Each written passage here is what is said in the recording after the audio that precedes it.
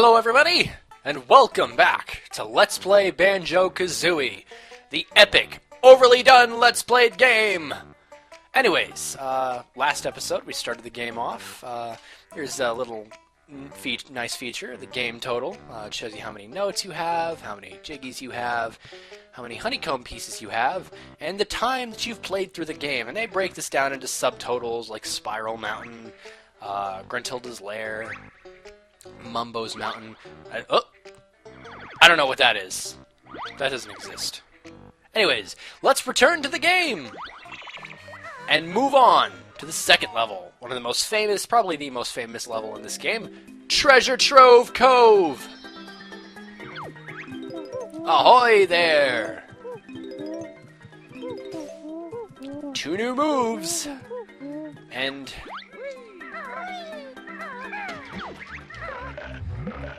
yes, these waters be treacherous. But I already took care of it, so don't have to worry about him, but he's Snacker the Shark. He's a bit of a douche. Let's get started. There's more collectibles. As you can see, there's red feathers throughout the place. Kick your ass first before you get in my way. Nipper's Beach, and you must be Nipper.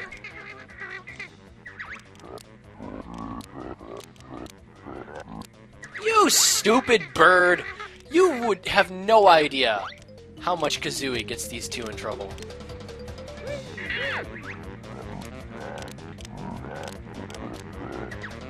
Okay.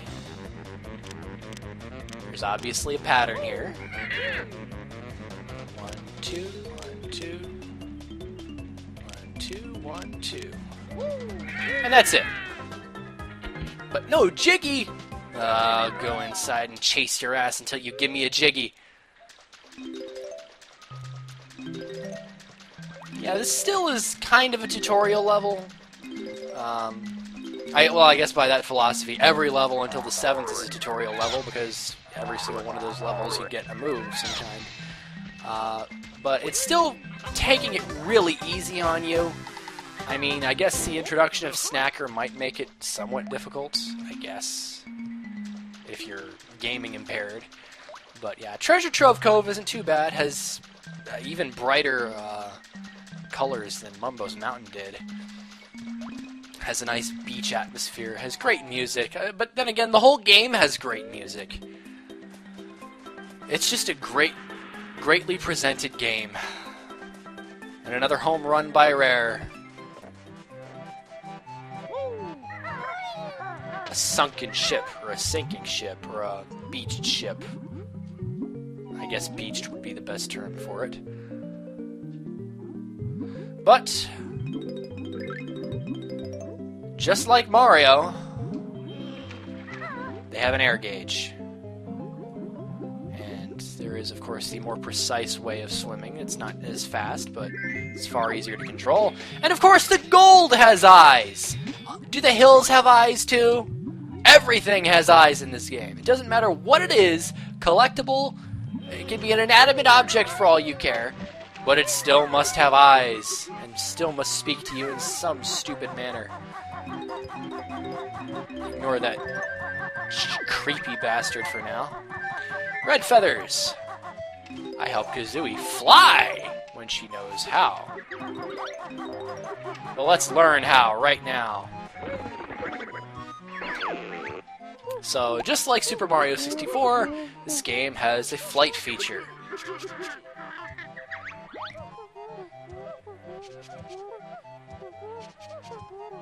"25 feathers to help get us into the air." Wonderful. Now, every consumable of sorts starts off with a fixed number. In the case of the eggs, it's 100. In the case of the feathers, it's 50. And in the case of another one that we're going to get later, it's like 10 or something, I think. But just going to ignore the pirate captain for right now. Oh, a Mumbo token. Now, Mumbo tokens, though they appear in every level, Mumbo himself does not appear in every level. There's not a transformation everywhere you go, which, you know, it is what it is. You don't need every level to be an overdone gimmick. You know, too much of anything is of course no longer a good thing. So it's certainly enjoyable enough. They take everything with a grain of salt. Captain Blubber has lost his gold, and he can't swim. Don't ask me how... What the hell is he, a hippo? He's off to spend! Yep, don't spend it all in one place. Anyways, do not follow his example, kids. Save your money. I guess the problem that I have with Treasure Trove Cove is that there's so much to do that I often wonder where to begin.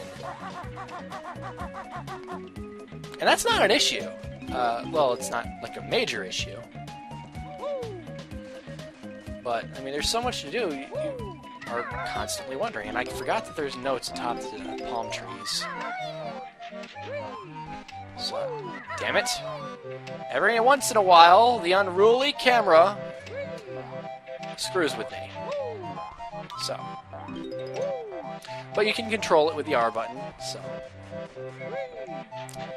It's not flawless, but, you know, it's about as good as you can get. You'll sometimes have bouts with it, but that's when you're busy doing other things rather than controlling the camera, keeping it focused behind you.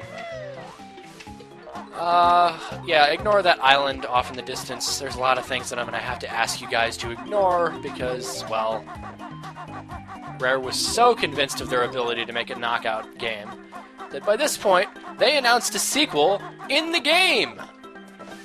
I'll leave that for later. Alright, I'm gonna go nuts if I can't do this. I'm gonna get the shock jump pad right now. And why not? It's right freaking there. Kazooie's shock jump. Some power-ups you are activated by consumables, some are activated by pads, some have a combination of them. Banjo, no wonder you're a fat ass. Lazy asshole. And there weren't many moves to learn here, and they're in the same general location. So, hopefully, I can continue my journey across the perimeter of this place. As I said, I often wonder where to begin with Treasure Trove Cove. It's such an open-ended level, so many things to do, so much exploration, that it's hard to really decide what you want. And, of course, there's these treasure chests that can sometimes be holding something valuable, such as Mumbo token, honeycomb, something like that. But most times they're just holding consumables that end up pissing you off by their very existence. Now ignore that mine, get the Mumbo token. Though there are a certain number of Mumbo tokens throughout the game, you do not need to collect all of them, just enough. In fact, you don't need to collect any at all, to be brutally honest, unless you're going for 100%, which is all of us. See, Rare games are games for people who are kleptomaniacs, completely OCD people who have to have everything in a game, have to complete it 100%. And it's the kind of company they were. And that's the company that I supported throughout many years of my childhood. Though my love in my early childhood was completely for Sonic the Hedgehog, my later childhood years were generally associated with the N64, and I refuse to acknowledge the existence of Sony's PlayStation, except when I went to friends' houses and played it.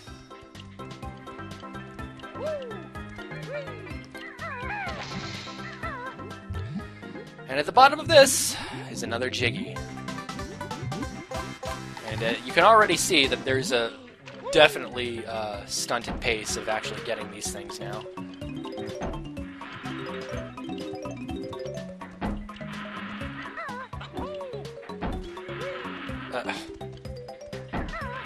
Two Mumbo tokens in a chest.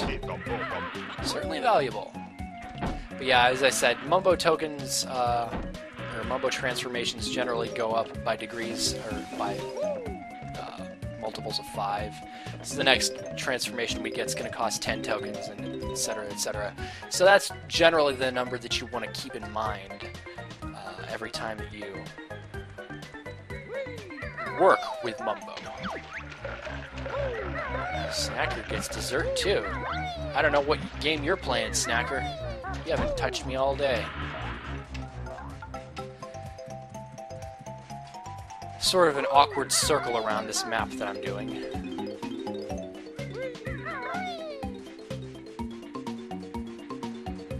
And is it this hill? I often find myself moving to Talon Trot mode just on the sheer principle of you never know when they're going to throw a slope that you can't walk up yourself right in your way. To fly higher, you'll need some red feathers.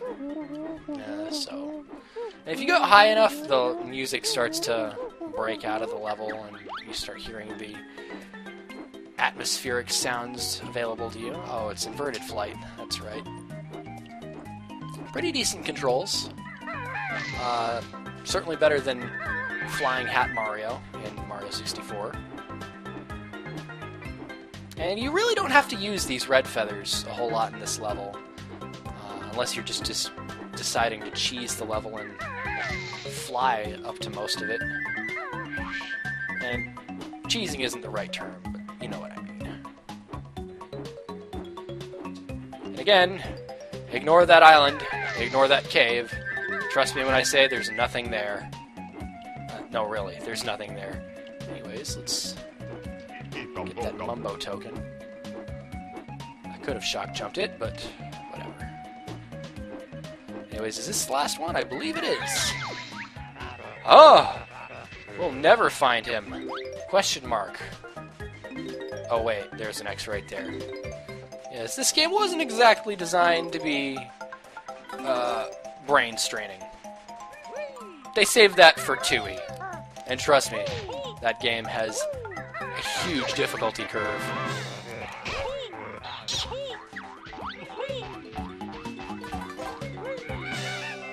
There's no way to open a chest gently for Banjo and Kazooie. This is... Who do you think I am? Link? You stupid fool. Another Mumbo token, and hey, we're already on our way to getting our next transformation. Or at least the required pieces for our next transformation. I'm trying to think of what Jiggies are next. I mean, I know of 2 of them. Oh! Uh-oh. Not good. Erg! No! I will not die! I will not die here, you son of a bitch! What the hell? Every now and then I find treasure chests that do that to me. And it's so infuriating.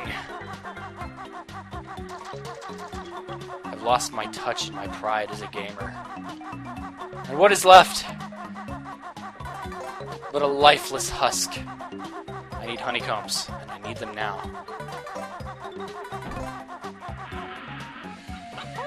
I'll worry about those freaking chests later. So annoying. What am I doing wrong? I mean, the jumps in this game have to be somewhat precise. I can't even kill those things yet. At least I don't think I can. So I'll worry about the shock jump pad next.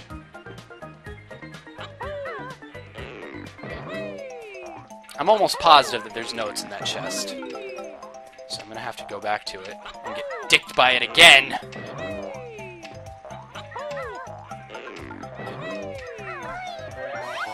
One more Jinjo to go.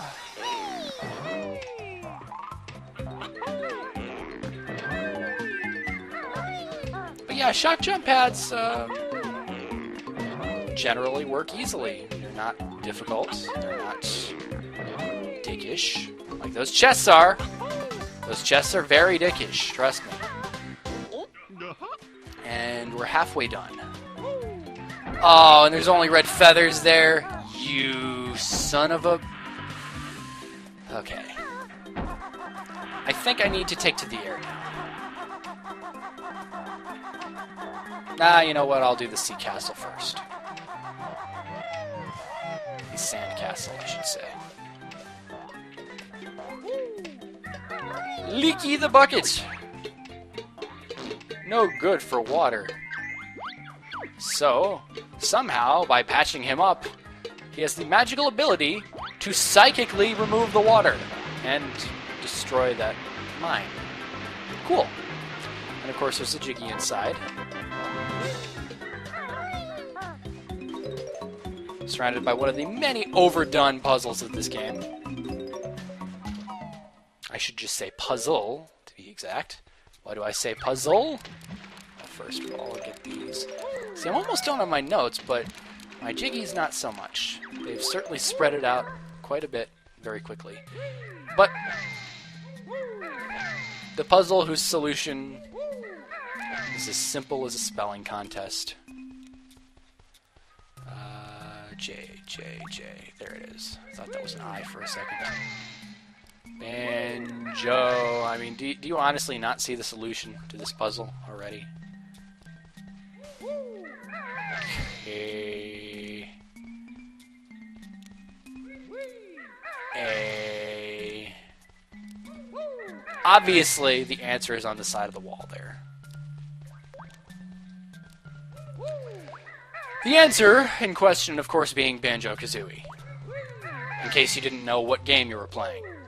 It's a nice marketing ploy on their part, I'll give them that. What game are you playing? Banjo Kazooie. What game are you playing? Banjo Kazooie. Trust me when I say that you see the solution to that puzzle many times throughout the game. And you see a version of that puzzle many times throughout the game. I can think of two right now. Whatever. It's just an overdone puzzle. If you have to keep drilling it into the player's head, what game they're playing, then you're not doing your job right, Rare. We already know what game we're playing. It's a finely designed game.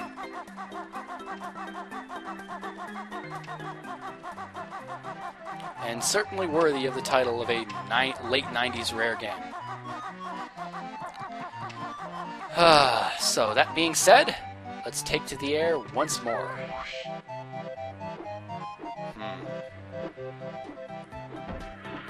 I have to do this a couple of times.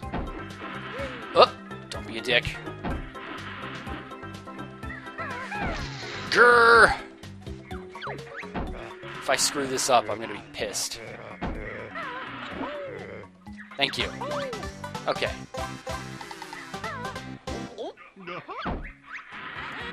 That golden treasure was for me. And Grunty also has a very bad habit of breaking the fourth wall many times throughout the game.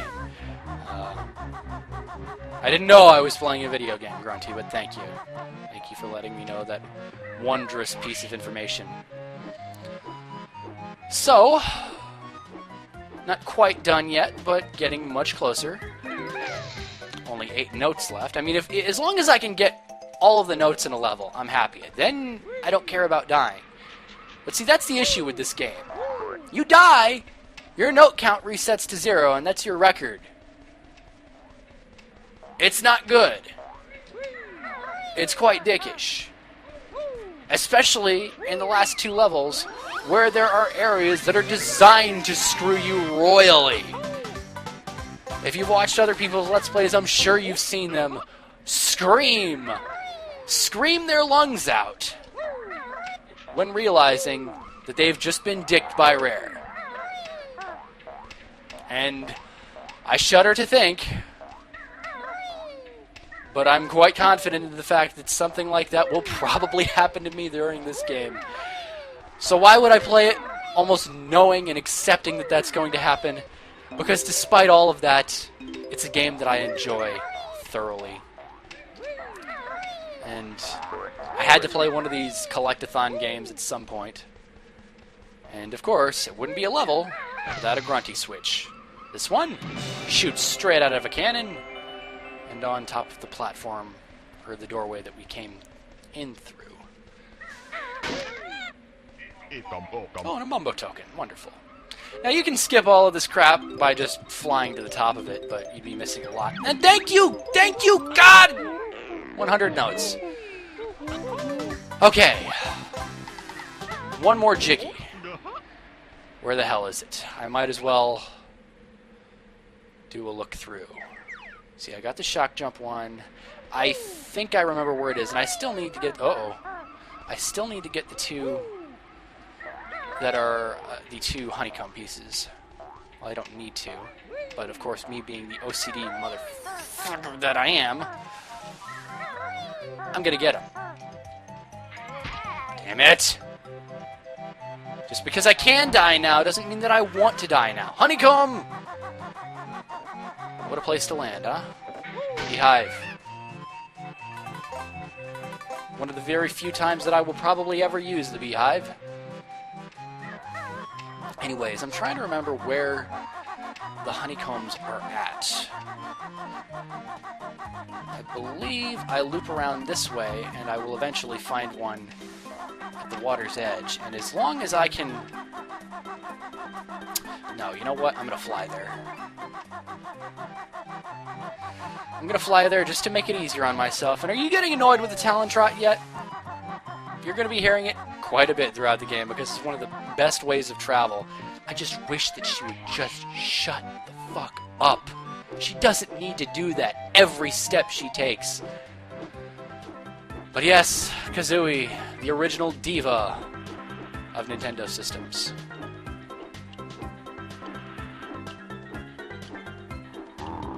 Berg.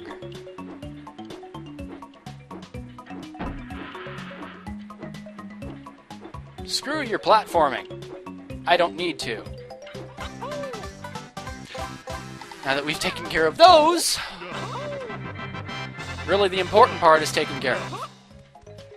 It wouldn't be... Damn it. Where the hell are you? Honeycomb piece. Honeycomb piece. Snacker, you asshole! Damn it. Well, the nice thing about it is that if you do get hit by Snacker, he will lay off of you for like a couple seconds, but will it be long enough? Yes, thank you. Okay. And I love the little cartoonish Jaws theme that plays. And as sad as it is, you'd be surprised to find out that many kids were scared of that asshole. Was I one of them? I shall not say. But anyways, the last honeycomb piece is somewhere out here. I think that, yeah, that's an extra life. And you can see the mapping of the level where it ends, basically. Somewhere, though, out in the distance, should be... There we go! That's it.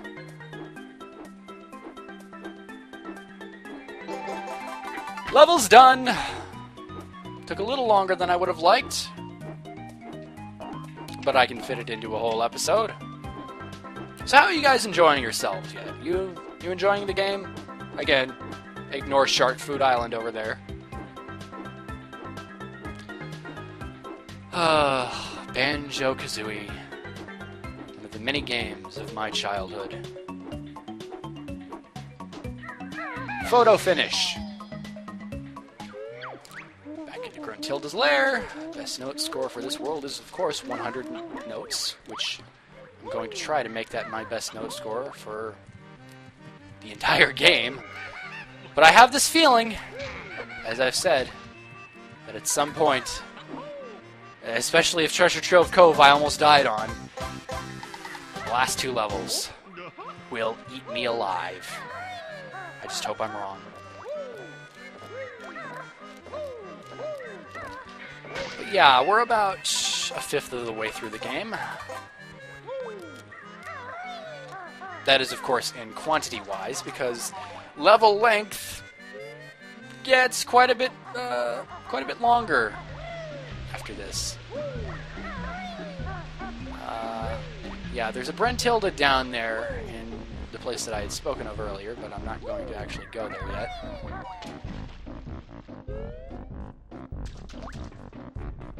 Sounds grungy. Go away. Another one, and though it may look like the same color, it's not. This is an orange one. The other one was red. And the orange one we're not going to see for a long ass time. Anyways, that grunty switch that we pressed, that and the portrait of our next destination are both in here. I pressed the grunty switch. I pressed the grunty switch. What the hell? Erg. Apparently I didn't. Whatever. It's not like it's going to take that long to get to. But you're going to see what I'm talking about. Even though I had collected all 100 notes from this place, and that is my note score for the level, all of the notes are back. It doesn't save what notes you collected. It doesn't do any of that crap. You have to collect every note and get a perfect note score, because those notes do not save. And that's one of the most frustrating elements of this goddamn game. Trust me. Speaking of frustrating, I have a bone to pick with you, you stupid... Wait a minute. What am I doing? What? Did I really just do that? Did I really just think that was the grunty switch from Treasure Trove Cove? I got it already! My god, that's the next level's grunty switch. I apologize, ladies and gentlemen. I had a very bad brain fart there. And I'm about to die because of it. No, I'm not. But I'm ashamed that I actually did that. That's awful. The Let's Player curse comes in many forms, and apparently brain deadness... Deadness, yes, I just said brain deadness, is one of those curses. Anyways, ignore the last 3 minutes. I'm fine. I'm okay. But yes, the Jiggy that I was referencing comes from the next level's Gruntilda switch. Not Treasure Trove Coves! Grr, I guess I needed some filler time. Why, I don't know. But anyways, we had to learn the shock jump in order for this to happen. And eventually, Bottles will place all your pieces into the picture simultaneously. Just press Z and voila! Clanker's Cavern. The sewer level. Yes, this level, while it follows some generic cliches, it spices it up every now and then. I mean, Treasure Trove Cove, yes, it's a water level, but I mean, it's a beach level. Clanker's Cavern, well, sewer levels, though they have been done before, it's not a very often used stereotype, at least not at this stage in the video game industry. Shut up, Grunty. Shut up. Get out.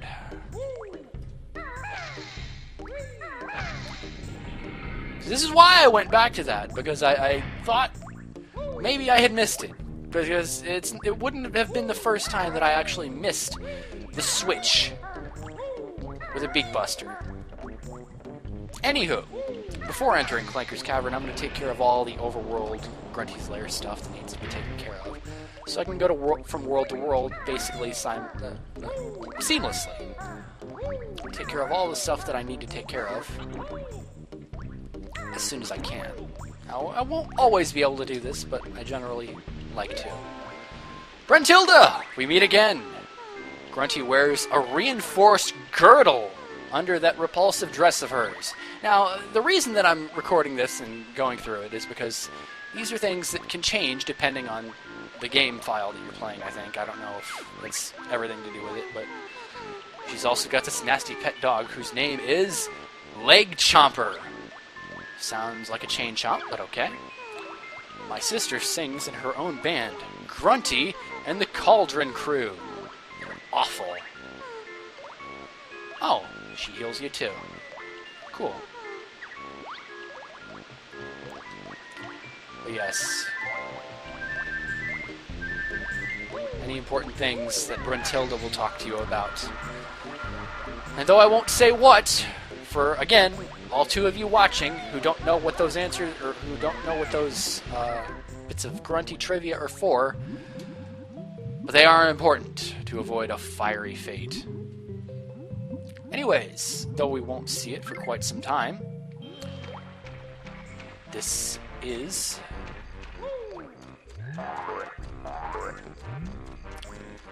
the portrait for Bubble Gloop Swamp. Bubble Gloop. I love saying that. Bubble Gloop. The 4th level. A swamp level. Kind of a stereotype, kind of not. Not explored a whole lot at this stage of the gaming community. And I don't know why Grunty is just sitting there waiting and waiting and waiting. She doesn't actually press the button to her machine unless you die or save and quit. Which I will do, but I'm not going to bother showing off what happens.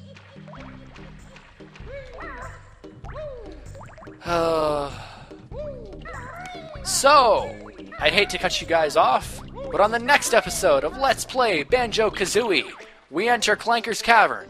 Who is Clanker? We'll find out next time. Have a good day.